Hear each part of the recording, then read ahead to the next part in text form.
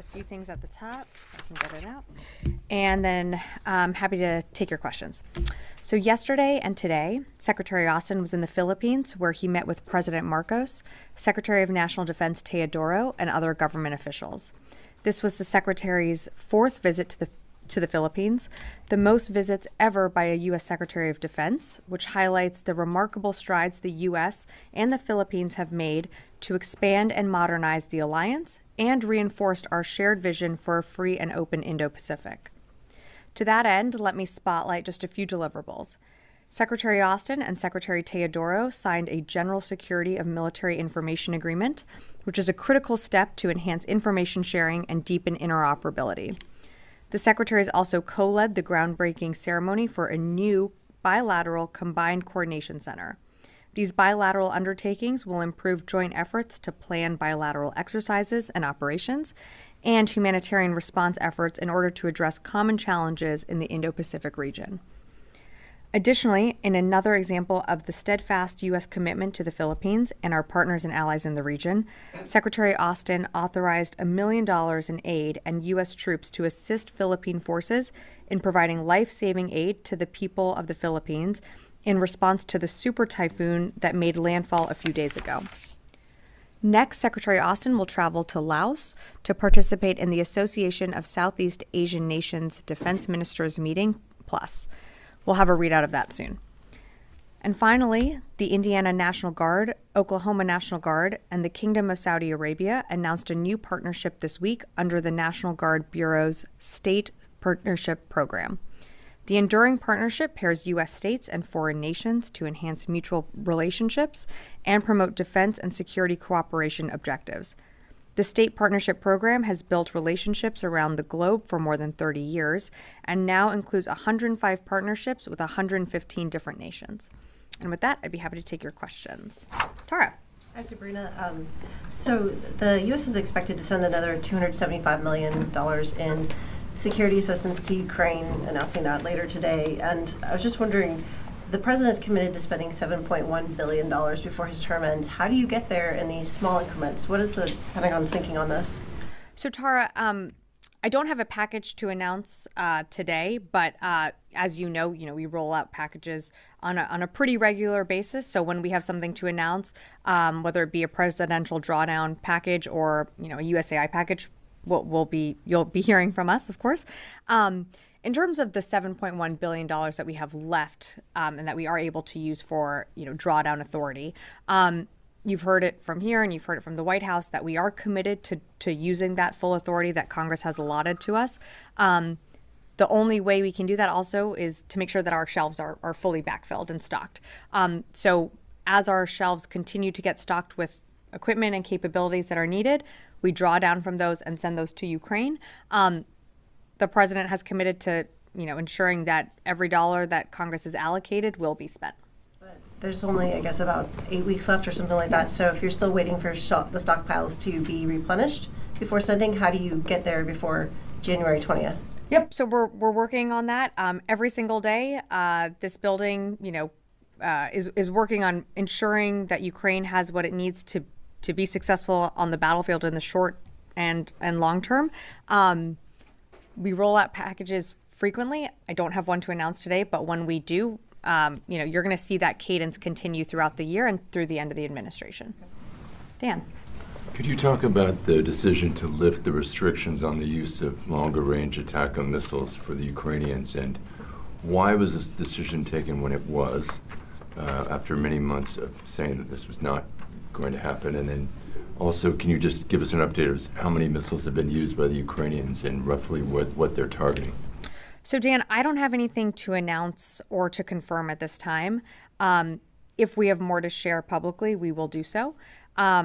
That being said, just taking a step back to, answer kind of broad strokes some of your questions, let's not forget where we are, and that is the fact that Russia chose to escalate this war by introducing DPRK forces into the battlefield and into the fight.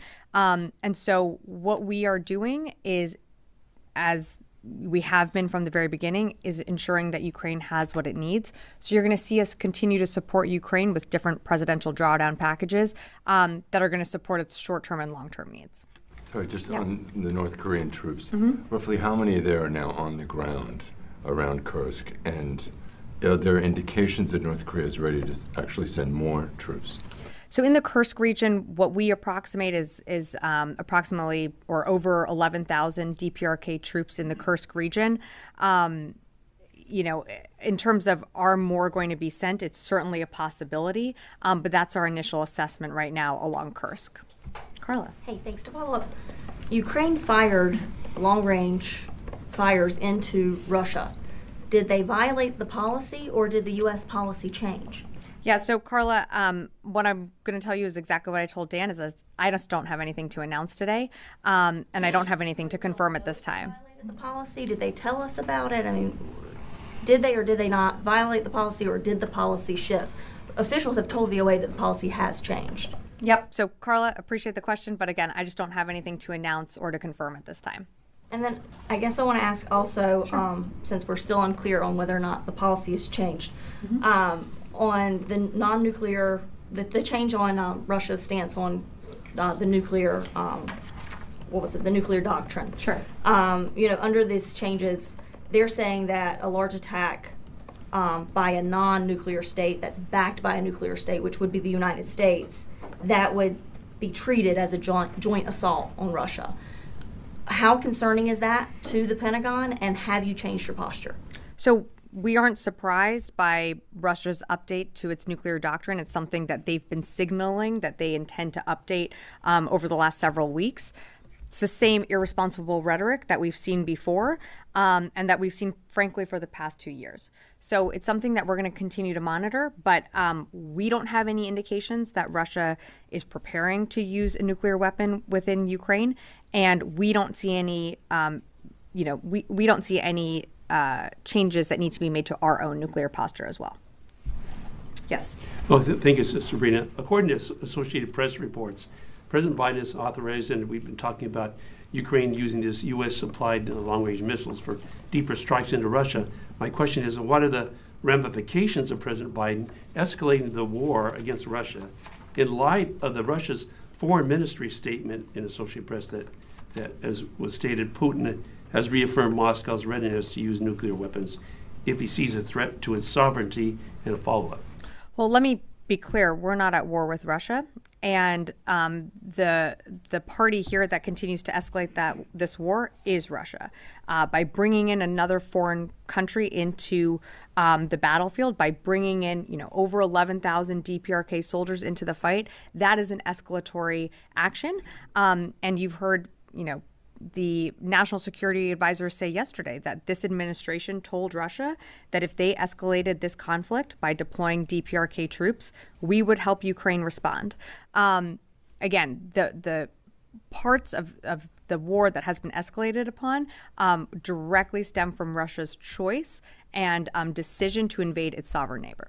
Additionally, given the joint U.S. and NATO escalation of attacks with Ukraine against Russia, and with China and North Korea joining Russia to form an alliance against the West, would not you say that World War III has begun? I would not say that. That is not the characterization that this building assesses.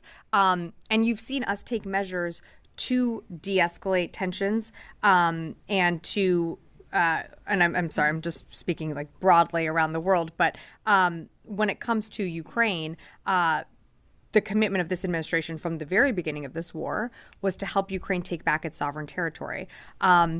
A decision by another country to invade its sovereign neighbor cannot go unchecked.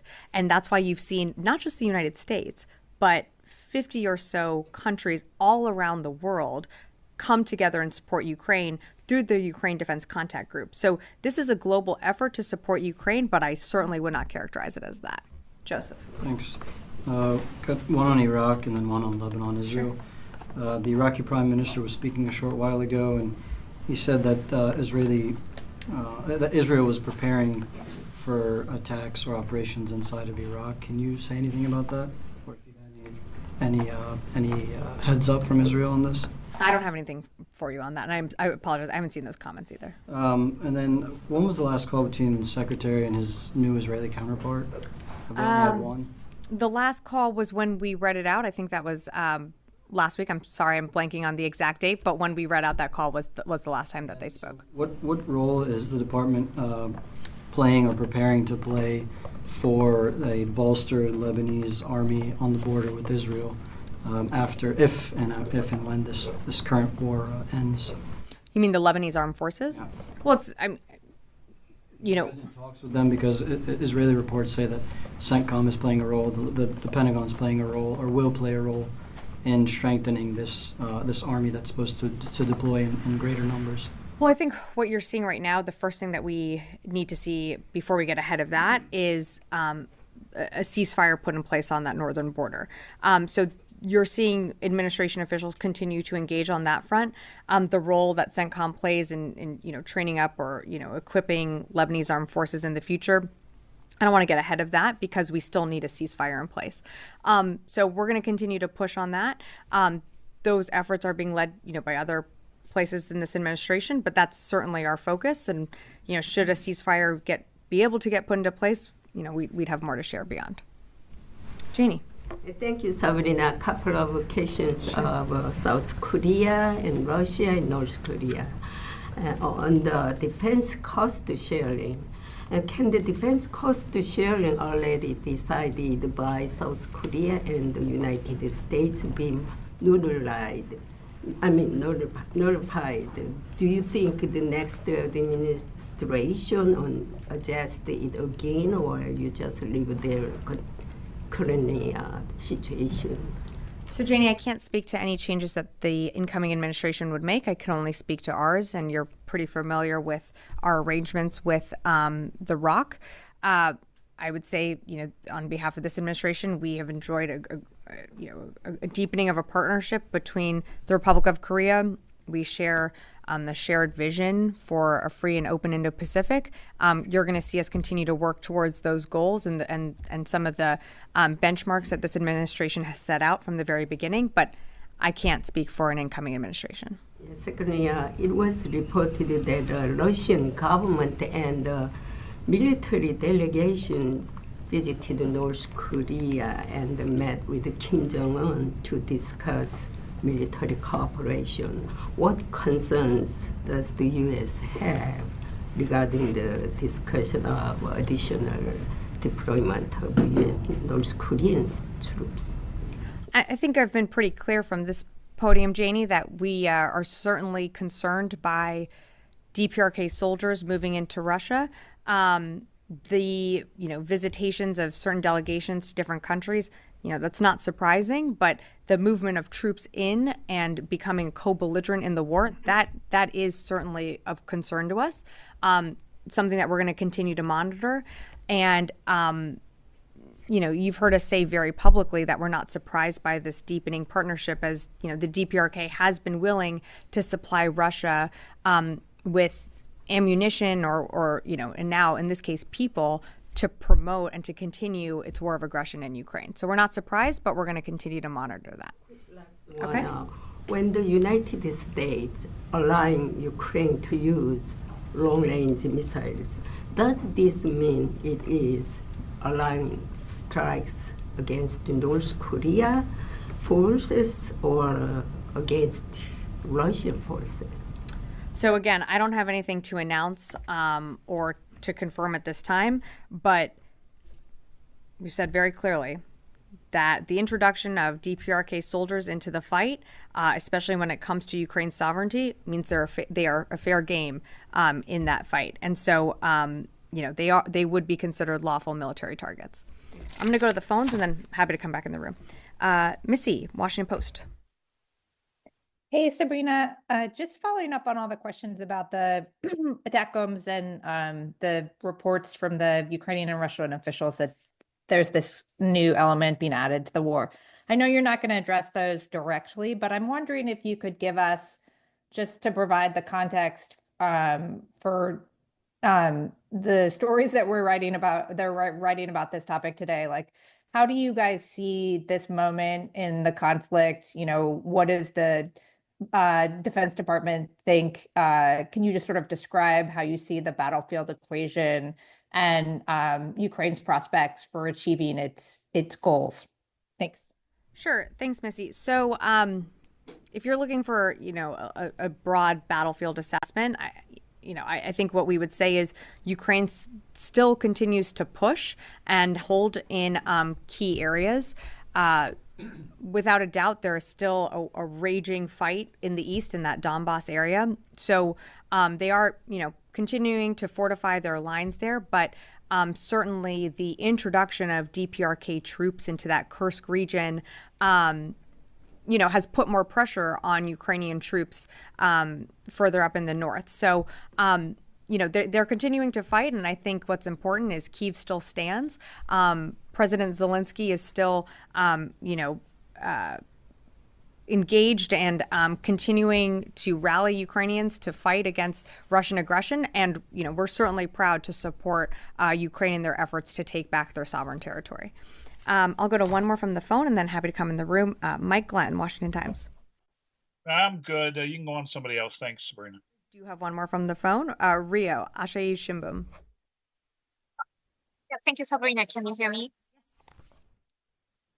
I've seen media reports suggesting that China rejected a meeting with Secretary Austin during the ASEAN Defense Ministers meeting plus in Laos.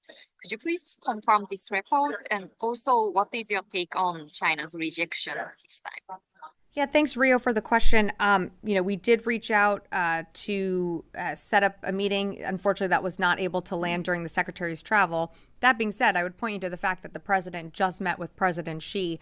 So conversations and meetings with PRC leaders are happening at the very highest levels of government and as well in lower channels with this department and others in this administration. Great. Come back in the room. Tom. Thanks, Sabrina. President-elect Trump has warned we're closer today to World War III than at any other time. So to sort of piggyback on some of the other questions we've heard today, like why can't the Pentagon comment publicly on this monumental decision? It's, there's no bigger story than the use of American weapons to strike inside Russia, and saying we don't have anything to announce today. It seems to be dodging the elephant in the room, which is this. Like why can't we get something from the podium? Yeah, I understand the frustration, Tom. Look, I said, if we have more to share publicly, we will. But at this time, I just don't have anything more to share. In terms of the comments on, an escalation and a larger war, we don't share that. What we do believe is that Russia has escalated this war with bringing in, over 11,000 DPRK soldiers into the fight. And a commitment from this administration is to continue to arm Ukraine with what it needs on the battlefield. We don't see that as escalatory. We see that as a commitment that we set out from the very beginning of this administration. Okay, thanks. And then on Lebanon, Israel's been hitting targets obviously across the country without constraint, including the strike last week in the northeast that killed 15 first responders. Does the Pentagon still fully support Israel's campaign, or is there now movement towards greater pressure on Israel to bring about a ceasefire before the end of this outgoing administration? We have said very publicly we support Israel's rights to their self-defense. We've also said very publicly that more needs to be done to ensure that civilians are moved out of the battle space and to lessen civilian casualties. In terms of a ceasefire, we have not shied away from the fact that we have, continue to press for this both publicly and privately. More from other folks in the administration. You have seen different officials continue to travel to the region to get to a ceasefire, and that was before there was an election. That was before, we had a new incoming administration. This has been an ongoing effort by this administration to secure a ceasefire in the north, and also we want to see a ceasefire in Gaza. We know there are, more humanitarian aid needs to get into Gaza. That's something that we continue to engage on every single day with our Israeli counterparts, and you're going to continue to see us do that till the very last day. Would the Pentagon be prepared to use more leverage against Israel to get more aid into Gaza, to get more civilians out of the battle space in Lebanon? Well, we're already seeing changes, Tom. I think it was a few weeks ago, we mentioned that they have opened the Erez crossing. They've opened that Jordanian corridor again. You are seeing more aid get in. Is it enough? No, it's not enough. More needs to get in, but we are seeing a change in behavior, and that is because we are continuing to engage. We are using our leverage, and that's why we're seeing some of that progress moving forward. Yes, Chris. Thanks, Sabrina. Can you confirm whether the USS Abraham Lincoln is still in CENTCOM or if it's departed? The Abe has departed the CENTCOM AOR and is in 7th Fleet. That's my understanding. And will there be a carrier replacing it? I don't have anything to announce at this time, but as you've heard us say from this podium before, we maintain significant firepower in the Central Command area of responsibility to include F-16s, F-15s, and some of the several B-52s as well. So we have a significant posture there. In the back, yeah. Sabrina, regarding the Lebanon, Lebanon's army just announced that there are 3 of its soldiers have been killed in an Israeli strike on their position in the village of Sarafand in the south of Lebanon. So first of all, do you have any comments about this news? And do you support a self-defense for the Lebanon army? So I am not aware of the reports that you're citing, but certainly what we've said is, we don't want to see Lebanese armed forces get in the crossfire of any operations on that northern border. But I don't have any more details to provide on that.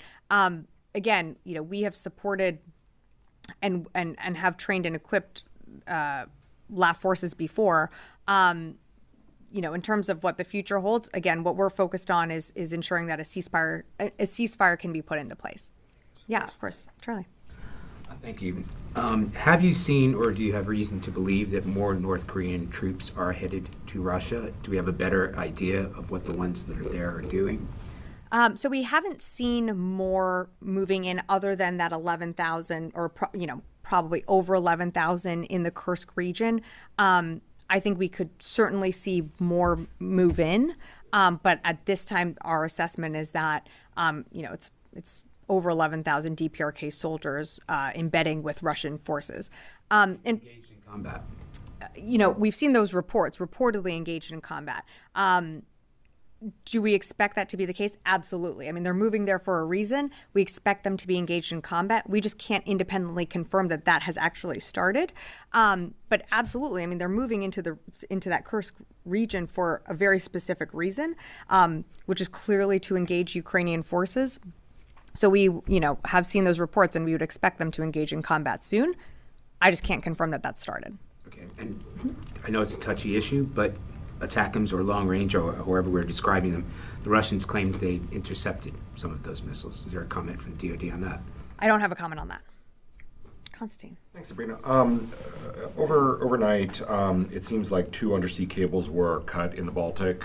German officials saying they suspect suicide. Does the Pentagon have an independent assessment on this reporting? So we've seen some of those reporting, and it's something that we're looking into, but I just at this time don't have anything more to provide. But it is something that we'll continue to look into. Is there a world where the Pentagon sends expertise, military assets to aid in this investigation? Potentially if asked, but at this moment, I'm not tracking that anyone has. I think they're very capable people in the region that can do their assessment. But of course, if we're asked to assist in any way, I'm sure we would be happy to. Okay, great. Thank you, everyone.